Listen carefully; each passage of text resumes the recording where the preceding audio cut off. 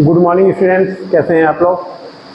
चलिए, हमारा छत्तीसगढ़ का जो प्रोग्राम चल रहा था, छत्तीसगढ़ भौगोलिक का, ठीक, उसको आज आगे बढ़ाएंगे, है ना। हमने भौतिक विभाजन को बहुत अच्छे से कंप्लीट कर लिया था। आज हम चलेंगे अपवाह तंत्र जो छत्तीसगढ़ में है उस पर, ठीक। आज का हमारा टॉपिक रहेगा अपवाह तंत्र, ठीक। इसमें अपवाह तंत्र पहले तो एक्चुअली है क्या, होता क्या है, ठीक। ये अपवाह तंत्र किसी एक एरिया का जो पूरा पानी है, ड्रेनेज सिस्टम जो पूरा पानी है, वह किस नदी के माध्यम से समुद्र तक जाता है, वह उस नदी का अपवाह तंत्र कहलाता है, ठीक। मतलब किसी एक नदी के अपवाह तंत्र में वो सारा हिस्सा शामिल होता है जहाँ से उस नदी को पानी प्राप्त होता है या जल की आपूर्ति होती है, ठीक। ये छत्तीसगढ़ में टोटल 5 अपवाह तंत्र हैं, ठीक। कौन कौन से हैं, मेरे ख्याल से आप सभी को यह पता होगा, ठीक। एक है आपका महानदी का अपवाह तंत्र, दूसरा है गोदावरी अपवाह तंत्र, ठीक। तीसरा है आपका गंगा सोन का अपवाह तंत्र, चौथा है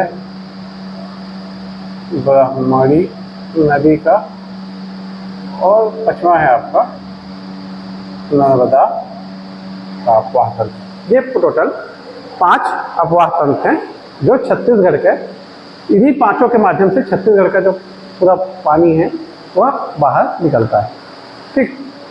देखिए, अपवाह तंत्र की जो मुख्य नदी उसको मानी जाती है जो अंततः उस पानी को कहाँ, समुद्र में विसर्जित करती है। देखिए, छत्तीसगढ़ का जो सबसे बड़ा अपवाह तंत्र है वह है महानदी अपवाह तंत्र, जो छत्तीसगढ़ के क्षेत्र का लगभग 56% को कवर करता है, ठीक। लगभग 77,043 वर्ग किलोमीटर, 56% 77,043 हजार में है किलोमीटर वर्ग, ठीक। जो गोदावरी है, ठीक, यह जो टोटल छत्तीसगढ़ का जो एरिया है उसका 28.64% कवर करता है, यह कवर करता है। और जो इसका टोटल एरिया है वह है लगभग 36.49 हजार वर्ग किलोमीटर, ठीक। उसके बाद गंगा सोन आता है, यह है 18.78 हजार किलोमीटर वर्ग का एरिया है, और इसका परसेंटेज है 13.63%। फिर है ब्रह्मणी नदी का 1.03% और 1400 वर्ग किलोमीटर, 1.4 हजार किलोमीटर वर्ग, ठीक। फिर आता है नर्मदा नदी का जो 0.5% है, ठीक। लगभग 704 किलोमीटर वर्ग के आसपास, 704 नहीं है, यह लगभग 750 के आसपास, ठीक, किलोमीटर वर्ग। तो इन 5 अपवाह तंत्र में पूरा छत्तीसगढ़ कवर हो जाता है, ठीक। तो आज हम शुरुआत करेंगे आपके महानदी अपवाह तंत्र का, जो छत्तीसगढ़ का सबसे बड़ा अपवाह तंत्र है, ठीक। ये पूरा एक लेक्चर में होगा क्योंकि महानदी, फिर उसकी सहायक नदियाँ, उनकी सहायक नदियाँ सभी इंपॉर्टेंट हैं हमारे एग्ज़ाम के लिए। तो हम चालू करेंगे आज छत्तीसगढ़ में महानदी का जो अपवाह तंत्र है उसको। ये अपवाह तंत्र हम पढ़ेंगे मैप के थ्रू, ठीक। तभी क्वेश्चन भी बनेंगे, ठीक। चलिए, पहले मैप बना लेते हैं एक तो।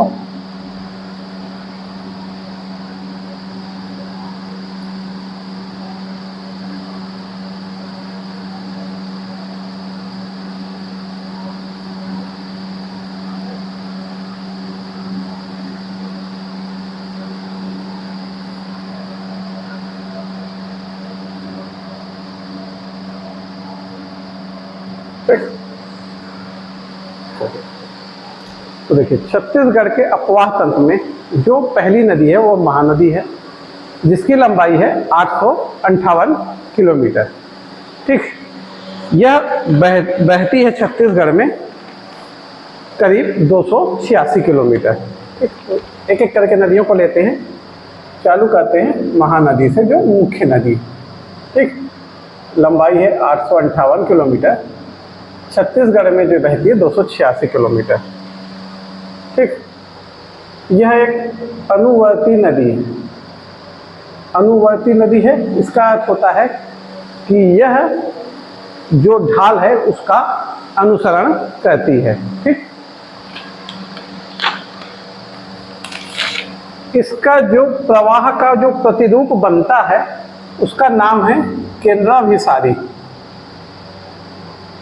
ठीक, प्रतिरूप का निर्माण करती है छत्तीसगढ़ में। ठीक, चलिए इसको थोड़ा सा डिजाइन करते हैं। ठीक, इसका उद्गम देखते हैं।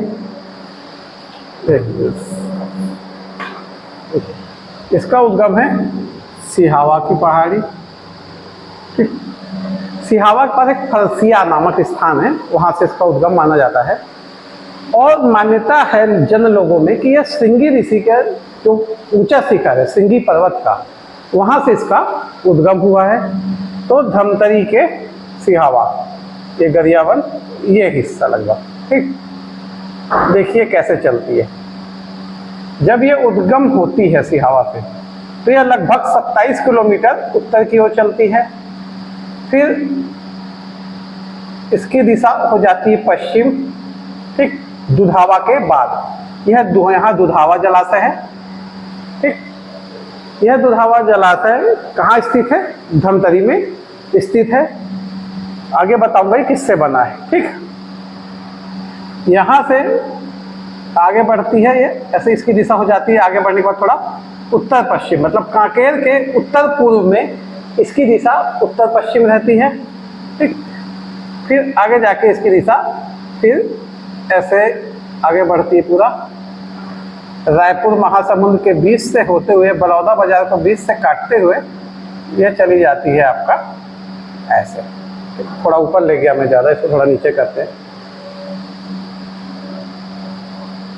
ठीक है, ये समझने के लिए काफ़ी है आपके। आप भी ऐसे ही बनाइए, एकदम एग्जैक्ट बनाने की जरूरत नहीं है, है ना। इतने में आपको क्लियर हो जाएंगी चीज़ें। ठीक, तो ये इसकी दिशा हुई। हमको जो याद रखना है, उद्गम के बाद कितने किलोमीटर उत्तर दिशा में चल रही है? 27 किलोमीटर। दुधावा के बाद पश्चिम जाती है, कांकेर के उत्तर पूर्व में इसकी दिशा उत्तर पश्चिम है। फिर यहाँ से फिर यह उत्तर पूर्व की ओर जाती है। एक्चुअली ये जो लाइन गई है एकदम सीधी नहीं है, थोड़ा सा उत्तर पूर्व की ओर है। फिर उत्तर पूर्व की ओर बहते हुई बलौदा बाजार के बीच में से गुजरेगी। ठीक, लवन और कसडोल, दो जगह आपको याद रखना है। लवन और कसडोल के मध्य से गुजरती है ये। लवन कसडोल दोनों बलौदा बाजार में ऐसे पड़ेंगे, इसके मध्य से गुजरेगी और ऊपर जाके यहाँ पे जांजगीर की सीमा आ जाएगी। तो जांजगीर और बलौदा बाजार की सीमा बनाते हुए सीधे ये आपका उड़ीसा के कटक में जाके, कहाँ पे? उड़ीसा का जो कटक जगह है वहाँ पे जाके है आपके बंगाल की खाड़ी में विसर्जित हो जाती है। ठीक, इसमें आपको यहाँ पे दो परियोजनाएं मिलेंगी। ठीक, यहाँ पे मैं सिर्फ निशान लगा दे रहा हूँ, समझ जाइएगा। एक है रुद्री परियोजना, ठीक है, एक है गंगरेल। रुद्री परियोजना 1915 की है। ठीक, रुद्री परियोजना 1915 की है। जो गंगरेल है वह 1978-79 की है। 1978-79 की है। ठीक, यहाँ पे ध्यान रखिएगा 2004 से 10 मेगावाट का उत्पादन किया जाता है। 2.5 के 4 टरबाइन लगे हुए हैं यहाँ पे। 2.5 मेगावाट के कितने टरबाइन लगे हुए हैं? 4 टरबाइन यहाँ पे लगे हुए हैं। ठीक, चलिए देखिए, जो नदी है ना, जब धमतरी से निकलती है यहाँ पास, तो धमतरी से निकलती फिर आगे जाके ना, फिर यहाँ पे धमतरी ऐसे घूम के आता है, तो यहाँ पास फिर धमतरी में प्रवेश करती है। तो अगर कहीं पूछे कि धमतरी में कितने बार है यह नदी, तो 1 और 2 बार यह धमतरी को एक बार निकलती है धमतरी से बाहर, फिर एक बार वापस धमतरी में घुसती है। ठीक, चलिए इसकी 2 परियोजनाएं हमने देख ली। ठीक, प्राचीन नाम है इसका चित्तोत्पला, नीलोत्पला। ठीक, देखिए जो वायु पुराण मत्स्य पुराण में है जो प्राचीन नाम है उसमें आपको मिलेंगे चित्तोत्पला। और जब हम इतिहास पढ़ेंगे अभी ना, इसके और भी नाम हम देखेंगे कि वायु पुराण में क्या है, मत्स्य पुराण में क्या है। सामान्यतः 2 इसके प्रमुख नाम है, एक चित्तोत्पला, एक नीलोत्पला। जो प्राचीन नाम है वह नीलोत्पला है। ठीक, चलिए मतलब जो आपके सबसे पुराने पुराण है, अगर वायु मत्स्य करते हैं तो आपको नीलोत्पला मिलेगा। ठीक, और मैं आपको बताऊंगा 5-6 ऐसे पुराण हैं जहाँ पे इसके एक ही नाम मिलते हैं, समझेगा। ठीक, जब हम इतिहास पढ़ेंगे ना उस समय मैं आपको इसको क्लियर कर दूंगा, नहीं तो मैं कल ही आपको इसका डाटा फिर दे दूंगा कि क्या क्या नाम उसको कब कब बुलाते हैं। ठीक है, चलिए इसके बाद ये हो गई महानदी। इसके बाद हम इसको शुरू करते हैं। इसके पहले देखते हैं हम दाएं तट की सहायक नदियां। ठीक, दाएं बाएं पे देखिए, अभी हम लोग पहले महानदी की सहायक नदियां देखेंगे, फिर महानदी से जो बड़ी बड़ी नदियां जुड़ी हैं उनकी सहायक नदियां देखेंगे, और जिस नदी में जो सी परियोजना है वह भी साथ में ही देखेंगे। हम परियोजनाओं को अलग से नहीं पढ़ेंगे, इसी में आपकी परियोजनाएं भी कंप्लीट हो जाएंगी। तो दाएं तट पे जो सबसे पहले मिलती है वो है आपकी सिलियारी नदी। ठीक, यहां से ऐसा कर लीजिए, सिलियारी नदी पे बना है आपका माडुम सिल्ली परियोजना है। 1923 की यह परियोजना है। ठीक, इसको एशिया का पहला साइफन बांध भी मानते हैं। ठीक, एशिया का पहला साइफन बांध है आपका माडुम सिल्ली। ठीक, इसके बाद यह है गरियाबंद, इधर से आती है एक नदी और ये राजिम के पास मिल जाती है, नाम है सोंढूर नदी। ठीक, यहाँ पे है सोंढूर परियोजना। तो सोंढूर परियोजना भी धमतरी में है, ध्यान रखिएगा। सोंढूर परियोजना कहाँ है? धमतरी में है। यह नदी बहती है सीता नदी अभ्यारण्य के बीच से। ठीक, क्या नदी पढ़ रहे हैं हम? सोंढूर। उद्गम है इसका कोरापुट नवरंगपुर। देखिए जो सोंढूर परियोजना है यह है 1979-80 की, 1979 80 की है आपकी सोंढूर परियोजना। ठीक, इसकी जो लंबाई है नदी की वह लगभग 80.5 किलोमीटर है। यह गरियाबंद धमतरी का सीमा रेखा निर्माण करती है। ठीक, धमतरी का और गरियाबंद का सीमा रेखा क्या करती है? का निर्माण करती है सोंढूर परियोजना। ठीक, इसके बाद एक नदी आती है यहाँ से, पैरी नदी, और ये आके मिलती है सोंढूर नदी में। हालांकि ये राजिम में है जहाँ पे हम तीनों नदियों का संगम मानते हैं, पर ध्यान रखिएगा ये जो पैरी नदी है यह थोड़ा पहले ही सोंढूर नदी से मिल जाती है। ठीक, पैरी नदी यहाँ पे है। पैरी नदी पे सिकासार परियोजना, सिकासार परियोजना। ठीक, जो सिकासार परियोजना है यह परियोजना शुरू हुई थी 1995 में, 1995 में। 2006 से यहाँ पे 7 मेगावाट की जल परियोजना चल रही है, जिसमें 3.5 के 2 प्लांट है। ये पूछता है कई बार, ठीक, 3 पे कितने, 7 मेगावाट तो है और कितने प्लांट लगे, तो आपको ये ध्यान होना चाहिए 3.5 के 2 प्लांट है। ठीक,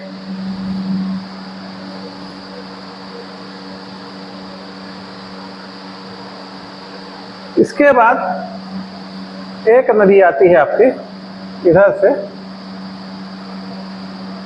सूखा नदी, और इसकी सहायक है कोडार नदी। ठीक, अच्छा हाँ, पैरी नदी का जो उद्गम स्थल है वो ध्यान रखिएगा भातृगढ़ पहाड़ी, भातृगढ़ पहाड़ी, मैनपुर पठार। ठीक, इसके बाद जो नदी है सूखा नदी। ठीक, सूखा नदी में हमको याद रखना है कि इसकी सहायक नदी है कोडार नदी। ठीक, जो सूखा नदी का उद्गम है ये गौरागढ़ पहाड़ी मलेवा डोंगर से निकलती है, मलेवा डोंगर गौरागढ़ की पहाड़ी से। ठीक, कोडार नदी में आपको पता है कि कोडार परियोजना संचालित है यहाँ कोडार नदी में। ठीक, यह कोडार नदी में ये जो परियोजना है इसका नाम क्या है आपका, क्या नाम था इसका यार, हाँ शहीद वीर नारायण सिंह परियोजना। बताओ, ऐसे नाम भी भूलने हो जाते हैं। देखिए यही दिमाग है, कई बार चीज़ें ऐसी छोटी छोटी अटक जाती हैं ना कि आप कितनी कोशिश कर लो फिर वो हिट नहीं करती दिमाग को। ठीक, इसलिए बोलते रिवीजन बहुत अच्छे से होना चाहिए। कभी कभी रिवीजन कमजोरी हो या फिर कभी कभी रिवीजन करने के बाद भी कई चीज़ें दिमाग में अटक जाती हैं। ये आप लोग भी शायद कभी फील किए होंगे, खासतौर से अगर आप प्रेशराइज होकर कोई एग्जाम दे रहे हो तो उस समय कई बहुत इजी चीज़ें रहती हैं जो आपसे बनती तो हैं पर एट अ पॉइंट वो आपको याद ही नहीं आती, चाहे आप कितनी कोशिश कर लो। ठीक, तो शहीद वीर नारायण परियोजना है यहाँ पे, और यह परियोजना है जो कोडार परियोजना है यह है 1976 की परियोजना है। ठीक, यहीं पे एक बलमदेही नदी है। ठीक, बलमदेही नदी। ठीक, इसी पे सात देवधारा जलप्रपात है, महानदी की सहायक नदी है। फिर यहाँ से एक नदी निकलती है, ये सिवरी नारायण है यहाँ पास। ठीक, ये पॉइंट है सिवरी नारायण। यहाँ से एक नदी निकलती है जिसको हम बोलते हैं जोंक नदी। ठीक, उद्गम है इसका सोनदेरा पठार। ठीक, जोंक का प्राचीन नाम है पलासिनी। ठीक, इसको पॉइंट को ध्यान रखिएगा, जोंक का जो प्राचीन नाम है पलासिनी। कहाँ मिल रही है? सिवरी नारायण के पास ये जाके मिल जाती है आपका महानदी से। ठीक, इसके बाद यहाँ पे है रदन की पहाड़ी, यहाँ से निकलती है लात नदी। ये कौन सी नदी निकली? लात नदी। लात नदी आपको मिलती है चंद्रपुर के पास। ठीक, यहाँ पे चंद्रपुर है जांजगीर चांपा में, तो लात नदी कहाँ मिलती है महानदी से? चंद्रपुर के पास। ठीक, इसके बाद यहाँ से एक तेल नदी जाती है गरिया बन के देवभोग तहसील से, ये भी जाके आगे महानदी में मिलती है। तो यह भी एक क्वेश्चन बनता है तेल नदी का। तेल नदी महानदी की ट्रिब्यूटरी है, निकलती है देवभोग तहसील के पास से गुजरती है, निकलती नहीं है, उद्गम नहीं है यहाँ पे। ये क्वेश्चन पूछता है कि छत्तीसगढ़ में किस जगह से यह गुजरती है। तो आपको ध्यान रखना है कि गरियाबंद के देवभोग तहसील को टच करते हुए यह नदी जाती है और महानदी पे जाके आगे मिलती है। ठीक, तो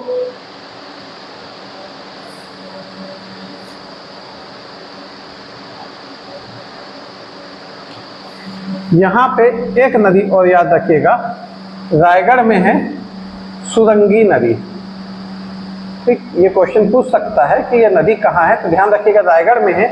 यह उड़ीसा में एक बहती है ओंग नदी, इसकी सहायता से ऐसे जाके यहाँ से इधर ओंग नदी बहती है, ऐसे जाके फिर इसमें महानदी में मिल जाती है। तो उड़ीसा की ओंग नदी की सहायता से यह महानदी में मिलती है। क्या नाम इस नदी का? नाम सुरंगी है, क्षेत्र है इसका रायगढ़। ठीक, तो इतनी नदियां हैं जो इसके दाएं तट कैसे निकालते हैं? देखिए, जो नदी की प्रवाह की दिशा जो होती है उस दिशा में आप अपना मुंह करके खड़े हो जाइए और आपका दाहिना हाथ उसका दायां तट दिखाएगा, आपका बायां हाथ उसका बायां तट दिखाएगा। इससे कंफ्यूज नहीं होना है कि ये नदी तो ऐसे जा रही है, इसमें हम दायां बायां कैसे डिसाइड करें। आपको नदी के प्रवाह की दिशा की तरफ मुंह करना है और आपका दायां हाथ उसका दायां तट, आपका बायां हाथ उसका बायां तट हो जाएगा। ठीक, तो इतनी नदियां हैं आपकी दाएं तट पर। देखिए, बहुत अच्छा तरीका है नदियों को याद करने का कि आप ऐसे मैप बनाइए, एक एक नदी को ड्रा कीजिए और 3 से 4 बार बस ऐसा कीजिए। ठीक, आपको विश्वास नहीं करोगे, ये नदी को मैं 4 साल पहले याद किया था। ठीक, और आज भी मेरे को यह वैसे ही याद है। ठीक, हाँ कुछ चीजें अटकती हैं, पर वो एक बार देखने से क्या क्लियर हो जाती है ना। आपके साथ भी ऐसा होगा कि आप एक बार 2 बार बना लोगे ना, तो आप मेजर गलतियां नहीं करोगे। कुछ हो सकता है कहीं पे कुछ चीजों पे अटको, पर वह आपकी क्लियर हो जाएंगे, उसमें दिक्कत नहीं होगा। मतलब एक बार की मेहनत है, फिर आप उसका यूज बार बार कर सकते हो। इसीलिए बोलते हैं ना, परीक्षा की जो तैयारी है वो बार बार नहीं होती।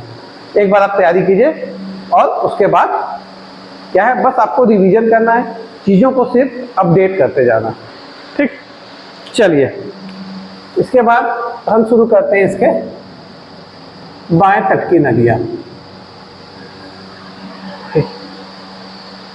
तो इसके बाएं तट में पहली नदी आ जाती है यहां से आपकी दूध नदी।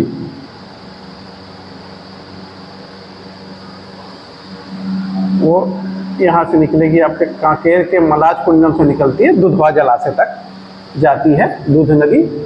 उद्गम है इसका मलाज कुंड की पहाड़ी, इसमें मलाज कुंड जलप्रपात भी है। ठीक, यह जो दुधवा जलाशय की जो परियोजना है, ठीक, यह है आपकी 1962 की। डेट इंपॉर्टेंट है, याद रखिएगा। ठीक, दूसरी नदी है शिवनाथ नदी। ठीक,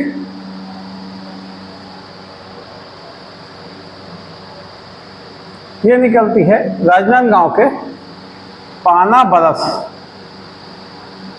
की पहाड़ी, ठीक, कोलगुल से। देखिए, इसका एक अध्ययन भी आया था, मतलब कि कुछ लोगों ने रिसर्च किया था कि यह महाराष्ट्र के गढ़चिरौली से निकलती है, पर छत्तीसगढ़ की जो गवर्नमेंट साइट है और छत्तीसगढ़ जो है वो अभी भी इसके उद्गम को पाना बरस ही लेता है। इसलिए गढ़चिरौली पे बिल्कुल भी अभी आप आंसर लेने मत जाइएगा जब तक कि कोई पुख्ता सबूत नहीं आ जाता, मतलब कि कोई गवर्नमेंट इसको ऑथेंटिक नहीं कर देता है। ठीक है,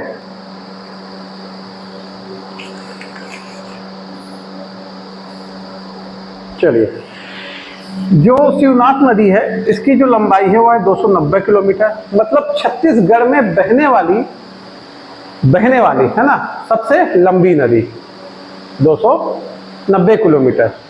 देखिए, इसका जो प्रवाह है वो स्टार्टिंग में पूर्व की ओर है लगभग 40 किलोमीटर, फिर इसके बाद इसकी दिशा उत्तर पूर्व हो जाती है, फिर आगे जाके यह वापस पूर्व की ओर कट जाता है। तो आपको जो दिशा याद रखना है वो है कि प्रारंभिक रूप से किधर जा रहा है, पूर्व की ओर जाता है, फिर उत्तर पूर्व होता है, फिर महानदी में आपके सिवरी नारायण के पास यह महानदी में मिल जाता है। तो अब आपको देखिए, सिवरी नारायण में कौन कौन सी नदी मिली, राज्य में कौन कौन सी मिली, महानदी सोंढूर पैरी। सिवरी नारायण में कौन कौन सी मिली, मांड और शिवनाथ। ठीक, इतनी नदियों को आपको जहाँ पे ये 2-2, 3-3 नदियाँ मिल रही है ना, उसको ध्यान रखना है।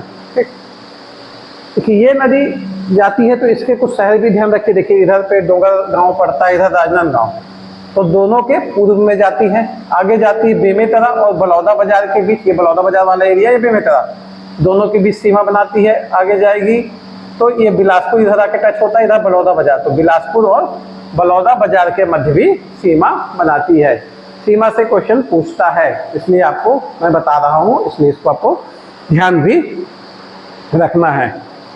ठीक, ये जगह है, ठीक, जहाँ से यह उत्तर की ओर प्रवाहित होती है, इस जगह को बोलते हैं अंबागढ़ की जगह है ये। ठीक, तो अंबागढ़ के अगर पूछता है कि अंबागढ़ से इसकी जो दिशा है वह क्या हो जाती है, उत्तर। शुरुआती में पूर्व, अंबागढ़ के पास उत्तर, फिर धीरे धीरे उत्तर पूर्व दिशा में डाइवर्ट हो जाती है। तो 2 पॉइंट आपको याद रखना है, शुरुआत में पूर्व जाती है लगभग 40 किलोमीटर, फिर अंबागढ़ चौकी से यह उत्तर दिशा में मुड़ती है, और फिर धीरे धीरे उत्तर पूर्व होते हुए कहाँ पे आपका शिवरी नारायण में आपकी मिल जाती है यह महानदी से। ठीक, बेमेतरा बालोद की सीमा बना देती है ना। अच्छा, इससे ध्यान रखिएगा, ये जो नदी है ना, इसमें पानी पर्याप्त रहता है और इस नदी की औसत चौड़ाई लगभग 1.2 किलोमीटर है। ठीक, औसत चौड़ाई जो है पूरे इसके मार्ग में, इसकी जो औसत चौड़ाई आती है लगभग 1.2 किलोमीटर के आसपास आती है। ठीक, अभी हम इसकी सहायक नदियाँ नहीं देख रहे हैं, अभी हम सिर्फ महानदी की सहायक नदियाँ देख रहे हैं। अभी हम महानदी की सहायक नदियाँ देखेंगे, उसके बाद फिर हम इसकी सहायक नदियाँ देखेंगे। ठीक, तो आपको क्लियर रहे कि महानदी की कौन सी है, शिवनाथ की कौन सी और बाकी नदियों की कौन कौन सी है। ठीक, इसके बाद आती है जो महानदी की एक दूसरी सबसे बड़ी सहायक नदियों में से एक है, वह है आपकी, ये आपका कोरिया का सोनहत पठार, यहाँ से निकलती ऐसा ऐसा ऐसा बनाते हुए ये केरा के निकट। ठीक, हम बात कर रहे हैं हसदेव नदी की। उद्गम है सोनहत पहाड़ी,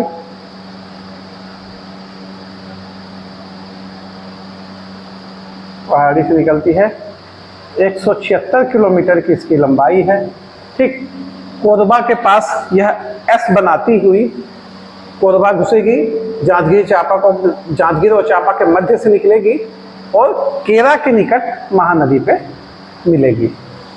ठीक, इस पे जो परियोजना है हसदेव बांगो परियोजना, इस परियोजना को मिनी माता परियोजना भी कहा जाता है।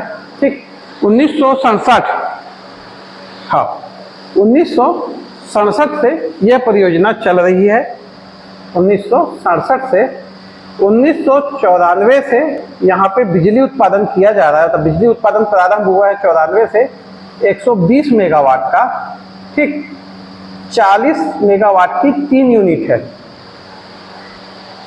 ठीक, 40 मेगावाट की 3 यूनिट है इसमें, यहाँ पे कोरबा में हसदेव बांगो परियोजना।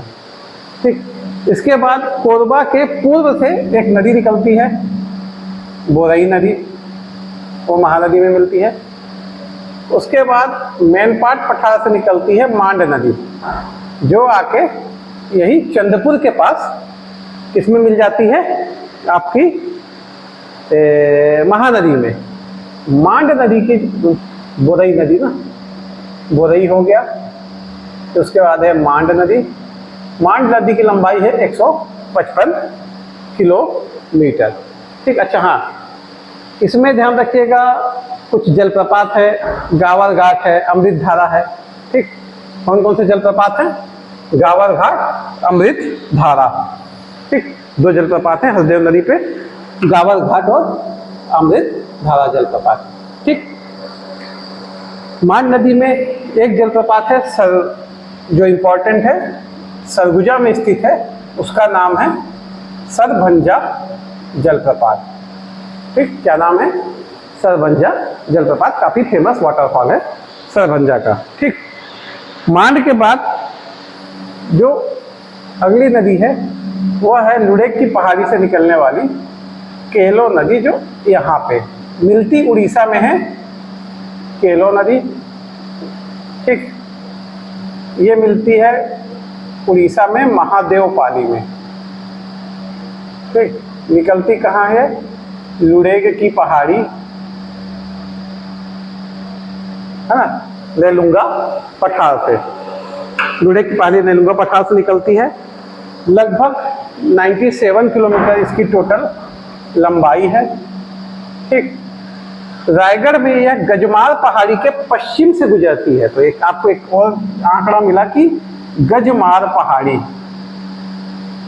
कहाँ पे है? रायगढ़ में, इसके पश्चिम से यह नदी निकलती है। यहीं पे एक भालूमाल और तिरईमाल अभयारण्य भी है। ठीक, चलिए आगे देखते हैं।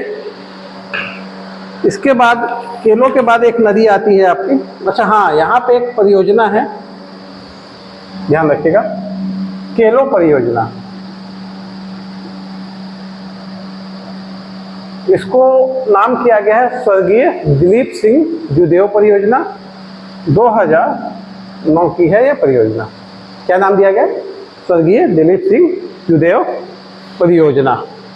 ठीक, इसके बाद यहाँ से एक नदी निकलती है ईब नदी, और यह आगे इधर जाके फिर महानदी में मिल जाती है। तो अगली नदी है अपने पास ईब नदी। ठीक, ईब नदी की कुल लंबाई है 202 किलोमीटर। ठीक, ईब नदी निकलता है जसपुर में बगीचा तहसील के खुर्जा पहाड़ी से। खुर्जा पहाड़ी से ध्यान रखना कि ईब नदी जो है वो रायगढ़ नहीं आती है, वो जसपुर से ही बाहर निकल जाती है।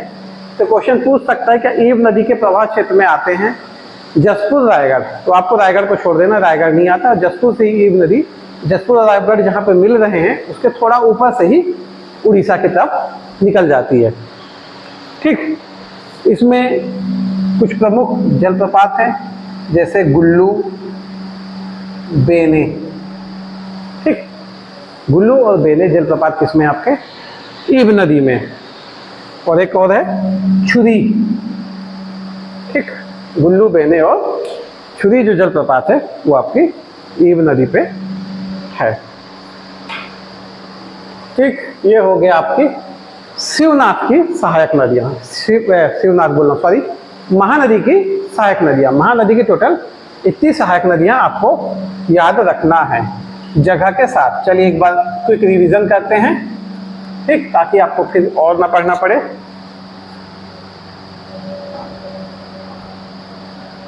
देखिए, एक मैप में नदियाँ, जलप्रपात और परियोजना सभी हो जाता है, इसलिए आप एक मैप बनाओगे, आपके 3-4 टॉपिक एक साथ खत्म हो जाएंगे। तो चलिए देखिए, महानदी निकली, निकलते साथ गई उत्तर में, फिर आई पश्चिम में, फिर कांकेर के उत्तर पूर्व में उत्तर पश्चिम हुई, फिर उत्तर तरफ गई, उत्तर पूर्व की दिशा से, उत्तर पूर्व एक्चुअली दिशा है, इसको ध्यान थोड़ा समझ, ये थोड़ा टेढ़ा है, ऐसा गया है, उत्तर पूर्व गई और फिर पूर्व की ओर चली गई आपके पास, ये आपका सिवनी नारायण से टर्न हो गई।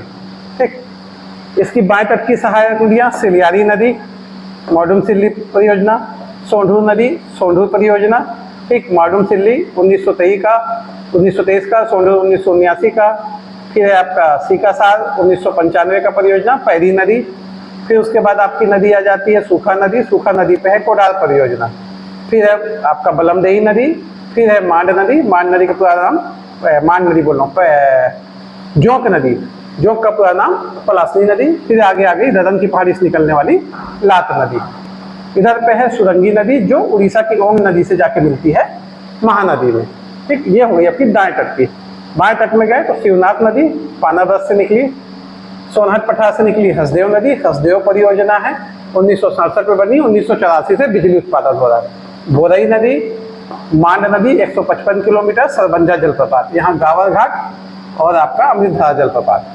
फिर केलो नदी, केलो परियोजना 2009 स्वर्गीय दिलीप सिंह जुदेव के नाम से, महादेव पाली मिली। ईब नदी निकली आपका जसपुर से और फिर आपकी महानदी मिल गई। तो इतनी हो गई आपकी महानदी की ट्रिब्यूटरी पूरी। ठीक, अब हम शिवनाथ नदी को लेके चलते हैं। ठीक, तो पहले देखते हैं शिवनाथ में दाएं तट की नदी, मतलब दाएं तट पे मिलने वाली नदी। ठीक,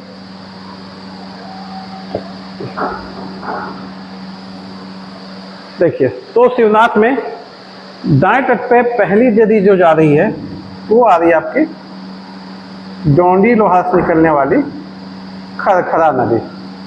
ठीक,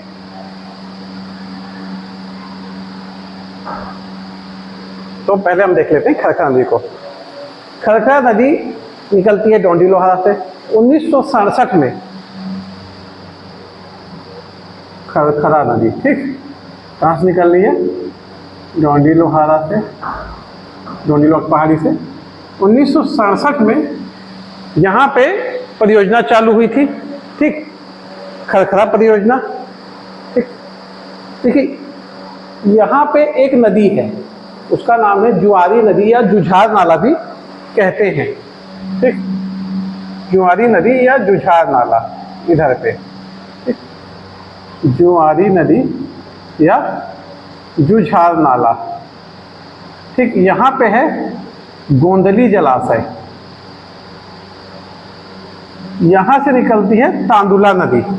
तो बोला जाता है कि यह जो जलाशय वह खरखरा से भी जुड़ा है और इससे तांदुला से भी जुड़ा हुआ है।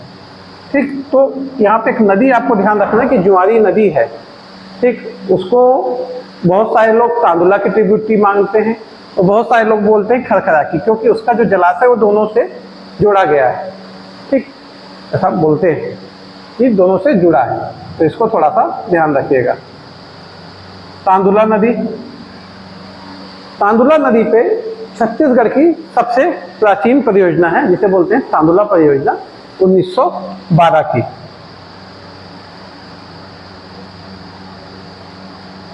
1912 की यह परियोजना है, 12-13 की। ठीक, छत्तीसगढ़ की सबसे प्राचीन परियोजना है तांदुला परियोजना। इस परियोजना के जो अभियंता थे उनका नाम ध्यान रखिएगा, एडम स्मिथ। एडम स्मिथ जी जो थे वह इसके क्या थे, इंजीनियर थे, परियोजना के मतलब जो इंचार्ज थे। भानु प्रतापपुर पहाड़ी से इसका उद्गम होता है, कांकेर से। भानु प्रतापपुर की पहाड़ी से इसका उद्गम होता है, कांकेर से। थोड़ा नीचे निकाल लो इसको, कांकेर तक। ठीक, तो इतना आपको इस नदी में पढ़ना है। ठीक, तांदुला जो परियोजना है या तांदुला जो बांध है वो ध्यान रखिएगा, वहां पे एक सूखा नाला भी आके मिलता है, इसका नाम है सूखा नाला। कई बार पूछ सकता है कि तांदुला बांध या तांदुला परियोजना संगम में है तांदुला और सूखा नाला के। ठीक, यहीं से एक नहर निकाली गई है जिसे आदमाबाद नहर कहते हैं। आदमाबाद नहर भी निकाली गई है यहीं आपका तांदुला परियोजना से। ठीक, तो तांदुला नदी के बारे में आपको इतनी चीजें याद रखनी है। फिर बालोद के ही पटेचुआ से ये निकल के गई आपकी खारून नदी, है ना। खारून नदी कहाँ निकली, पटेचुआ पहाड़ी, बालोद से निकलती।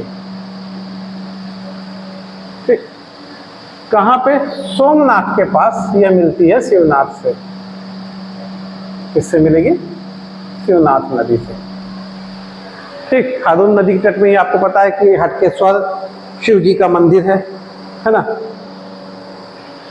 इसके बाद यहाँ पे एक जमुनिया नदी है जो बलौदा बाजार से निकलती है और शिवनाथ में मिलती है। तो एक और नदी हो गई आपकी जमुनिया, कहाँ से निकलती है, बलौदा बाजार से। ठीक, तो ये हो गई आपकी शिवनाथ की सहायक नदियाँ, किस तट की, दाएं तट की। ठीक, चलिए अब आगे चलते हैं और बाएं तट की सहायक नदियाँ देखते हैं शिवनाथ की। पहले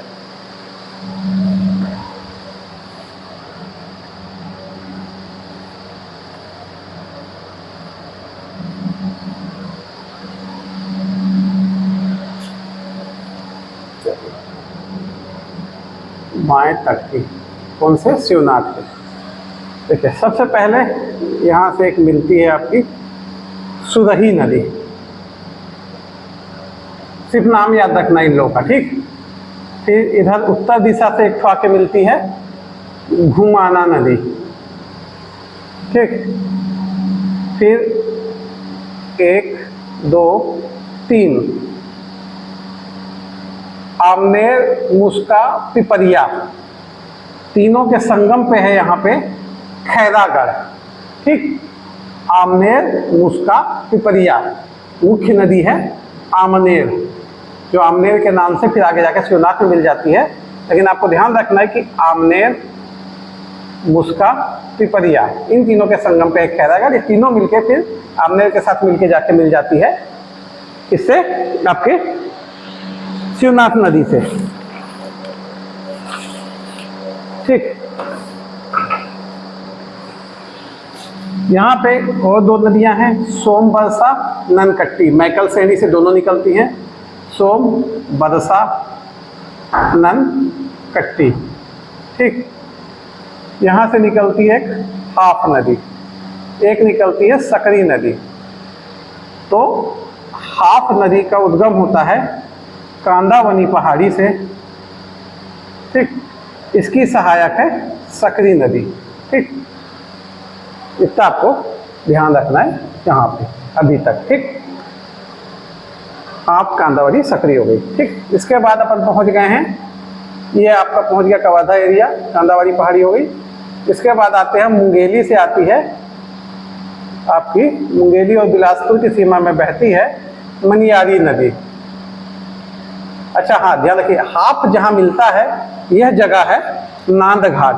तो नांद घाट के पास हाफ नदी मिलती है शिवनाथ नदी से, ठीक। मुंगेली से आती है मनियारी नदी। मुंगेली से कौन सी नदी निकल रही है? मनियारी नदी। वो लोकेशन है पेंड्रा लोधनी का पठार, उद्गम पेंड्रा लोधनी का पठार, ठीक। ये इसका उद्गम है, पेंड्रा लोधनी का पठार। सिहावल पर्वत भी बोलते हैं उस जगह को, जिस जगह से निकलती है उसे बोलते हैं सिहावल, ठीक। इसमें ध्यान रखिएगा 4 इसकी सहायक नदियां हैं, ठीक। इसकी जो लंबाई है लगभग 135 किलोमीटर है और इस पे खुड़िया बांध है, ठीक। इस पे एक परियोजना है, नाम है इसका खुड़िया या राजीव गांधी परियोजना है। इसकी लंबाई है 135 किलोमीटर, ठीक। यह जो परियोजना है राजीव गांधी परियोजना है, इसका जो शुरुआत किया गया था 1930 में किया गया था, 1930 में इसकी शुरुआत की गई थी, है ना। छोटी नर्मदा, आगर, टेसुआ, घोंघा इसकी सहायक नदियां हैं। इसका क्रम मैं बताता हूं आपको, क्रम देखिएगा, पहले आगर, छोटी नर्मदा, टेसुआ, घोंघा, ठीक। मतलब इधर से आगर, छोटी नर्मदा, टेसुआ और घोंघा, ठीक। इतनी नदियां हैं इसकी सहायक नदियां। छोटी जो नर्मदा है यह निकलती है बेलपान से, ठीक। कहाँ से निकलती है? बेलपान से है। आगर जो है यह आपकी निकलती है पंडरिया की पहाड़ी, मुंगेली में जगह है पंडरिया, वहाँ की पहाड़ी से निकलती है आगर नदी। और छोटी नदी आपका जो छोटी नर्मदा है वह निकलती है बेलपान से। इसके क्रम को याद रखिएगा, इसका क्रम पूछा भी है 1-2 बार पहले कभी, है ना। तो आपको इसके क्रम से याद रखिएगा, पहले इधर से आगर मिली, इधर छोटी नर्मदा, इधर से टेसुआ, लास्ट में घोंघा मिलता है, ठीक। यह जो मनियारी नदी है, इधर मुंगेली है, इधर बिलासपुर है। ये जो आपका बेलपान है ना, यह बिलासपुर में आता है। एक्चुअली ये जो यहाँ पे जो नदी है, यह समझ लीजिए मुंगेली और बिलासपुर की सीमा पे है। तो आपको ध्यान रखना है, ये सीमा रेखा पे नदी है, तो ये नदी इंपॉर्टेंट होती है। पूछता है मुंगेली बिलासपुर की सीमा बनाती है मनियारी नदी। इसी नदी के किनारे यहाँ पास है तालागांव, और इसके संगम में है मधुकू द्वीप, ठीक। तो मनियारी और शिवनाथ के संगम में है मधुकू द्वीप, और इसी के किनारे स्थित है तालागांव, जो एक पुरातात्विक स्थल है जिसको हम इतिहास में बहुत डिटेल में पढ़ेंगे, ठीक। तो इतनी लोकेशन हो गए आपके इसके, ठीक है। यहाँ तक ओके हुआ। चलिए आगे चलते हैं। इसके बाद है आपकी बिलासपुर में निकलती है जीपीएम से अरपा नदी। अरपा नदी लंबाई है लगभग 100 किलोमीटर, ठीक। खोंडरी खोंगसरा की पहाड़ी से निकलती है। ये पहाड़ी है जीपीएम में, ठीक। कोरेला पिंडा मारवाही में। बिलासपुर इसके तट पे बसा हुआ है, ठीक। इसमें परियोजना चल रही है भैंसाझार परियोजना, ठीक। इसमें कौन सी परियोजना चल रही है? भैंसाझार झार। इसकी सहायक नदी है खारंग नदी, ठीक। खारुंग नदी, खारंग नदी।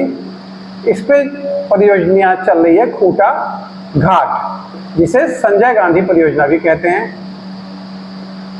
यह परियोजना चालू हुई थी 1920 में। इम्पॉर्टेंट है क्योंकि 1920 का जो डेट है ये असहयोग आंदोलन का समय है और इसी खूंटा घाट परियोजना का काम उस समय पुरुषोत्तम जो दास थे वहाँ के नेतृत्व करता थे, उनके कहने पे रोक दिया गया था। तो परियोजना इंपॉर्टेंट है, खारंग में खूंटा घाट परियोजना। ठीक, इसके बाद कोरबा के पश्चिम से निकलती है यहाँ से लीलागर नदी। लीलागर कोरबा पश्चिम से निकलती है यह नदी। ठीक, इस नदी को पुराना नाम है मिडिला नदी। इसी के किनारे बसा है मल्हार शहर, जिसे पहले प्रसन्नपुर कहा जाता था। ठीक, जिसे प्रसन्नमात्र द्वारा बसाया गया था।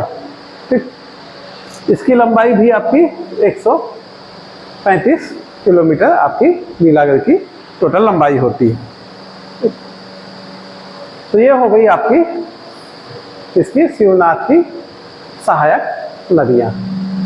ठीक, चलिए आगे देखते हैं हम।